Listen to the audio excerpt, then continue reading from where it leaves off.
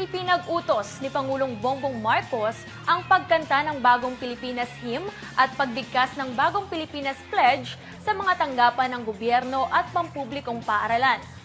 Sa ilalim ng Memorandum Circular No. 52 ng Malacanang na pirmado ni Executive Secretary Lucas Bersamin, layo nitong itanim sa bawat Pilipino ang Bagong Pilipinas bilang brand of governance at pamumuno ng Marcos administration. Ngayong araw ay inawit at binigkas na ang Bagong Pilipinas Hymn at Pledge sa tanggapan ng Manila Police District at Manila City Hall sa kanilang flag ceremony.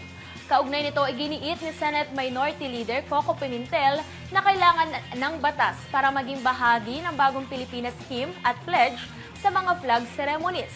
Para naman kay ACT Teachers Party List Representative Franz Castro, mistulang kahalintulad ito ng direktiba ni dating Pangulong Ferdinand Marcos Sr. kaugnay sa pagkanta ng papuri sa bagong lipunan. Mas mainam na lang aniya na manatili tayo sa tradisyonal na lupang hinirang at panatang makabayan.